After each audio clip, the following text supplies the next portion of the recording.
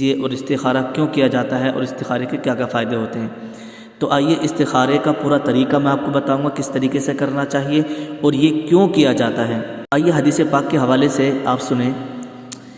نبی کریم صلی اللہ تعالیٰ علیہ وسلم نے ارشاد فرمایا کہ تمہیں کوئی معاملہ جب بھی پیش آ جائے تو آپ کو یہ معلوم نہ ہو کہ آپ کے حق میں کیا بہتر ہے اور کیا نہیں۔ دیکھیے استخارے کا مطلب ہوتا ہے کہ اللہ رب العزت سے خیر طلب کرنا، یعنی اللہ سے مشورہ کرنا اور بہتری کا سوال کرنا۔ انسان چونکہ آئندہ حالات سے واقف نہیں ہوتا ہے، اس کو یہ معلوم نہیں ہوتا ہے کہ اس کے حق میں کیا بہتر ہے اور کیا بہتر نہیں ہے، تو اس لیے نبی اکرم صلی اللہ تعالیٰ علیہ وسلم نے یہ مبارک عمل ہم کو بتایا ہے کہ جب تم فیصلہ نہ کر پاؤ، آپ کے سامنے دو راستے ہیں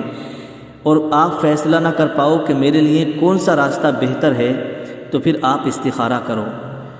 جب آپ استخارہ کرو گے، اور استخارے کا مطلب یہ ہوتا ہے اللہ رب العزت سے مشورہ کرنا، تو سمجھو پھر آپ کو ایک راستہ مل جائے گا۔ ظاہر سی بات میں آپ کو مثال دوں کہ بہت سارے لوگ وہ ہوتے ہیں جیسے کوئی کہیں سے رشتہ کرنا چاہ رہا ہے، پھر دوسری جگہ سے بھی رشتہ آ گیا، تو اب آپ یہ سوچ رہے ہیں کہ میں کہاں سے رشتہ کروں، یہاں سے رشتہ میرے لیے بہتر رہے گا یا نہیں رہے گا، اس لڑکی سے شادی کرنا چاہتا ہوں، بہتر رہے گی یا نہیں رہے گی، تو آپ استخارہ کریں۔ اسی طریقے سے آپ کوئی کاروبار کرنا چاہ رہے ہیں تو اس میں بھی آپ استخارہ کر سکتے ہیں کہ آپ کون سا کاروبار کریں، کون سا نہیں کریں، سمجھ رہے ہیں۔ اسی طریقے سے آپ کوئی مکان خریدنا چاہ رہے ہیں، کوئی دکانداری کرنا چاہ رہے ہیں، مطلب یوں سمجھو کوئی بھی کام اگر آپ کوئی سا نیا قدم اٹھانا چاہ رہے ہیں اور آپ کو یہ معلوم نہیں ہے کہ مجھے اس میں فائدہ ہوگا یا گھاٹا، مجھے فائدہ ہوگا یا نقصان ہوگا، تو پھر آپ استخارہ کریں۔ جب آپ استخارہ کریں گے تو انشاءاللہ آپ کو جو ہے استخارے میں بتا دیا جائے گا کہ آپ کے لیے کون سا کام بہتر ہوگا۔ تو آئیے استخارے کا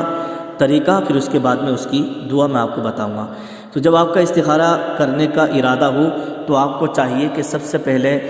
2 رکعت نماز استخارہ پڑھیں، اور پہلی رکعت میں آپ کو سورہ فاتحہ پڑھنا ہوگی، اس کے بعد میں قل یا ایھا الکافرون۔ دوسری رکعت میں سورہ فاتحہ، پھر اس کے بعد میں قل ھو اللہ احد۔ جب اس طریقے سے آپ یہ نماز پڑھ لیں گے تو آپ کی نماز مکمل ہو گئی۔ اسکرین پر میں یہاں دعا دے رہا ہوں، نماز پڑھ کر کے پھر یہ دعا آپ کو پڑھنا ہے۔ پھر اس کے بعد میں باوضو قبلے رو ہو کر کے آپ کو سو جانا ہے، سمجھ رہے ہیں۔ جب قبلے کی طرف کو منہ کر کے آپ سو جائیں گے تو اب جب آپ صبح اٹھیں گے تو آپ کو کرنا یہ ہے کہ خواب میں اگر کوئی سفید یا سبز رنگ کی کوئی چیز آپ کو دکھائی دے، سفید رنگ کی یا سبز رنگ کی کوئی چیز نظر آئے، تو یہ کام جس کا ارادہ آپ نے کیا ہے تو یہ کام آپ کے لیے بہتر ہوگا، اس میں آپ کو فائدہ ہوگا اور اسی کام سے آپ کو کامیابی مل جائے گی انشاءاللہ۔ اور اگر خواب میں آپ کو یعنی کالے رنگ کی یا سرخ رنگ کی کوئی چیز نظر آئے تو یہ کام آپ کے لیے بہتر نہیں ہوگا، جس کا آپ کے دل میں ارادہ ہے، جو کام آپ کرنا چاہ رہے ہیں۔ تو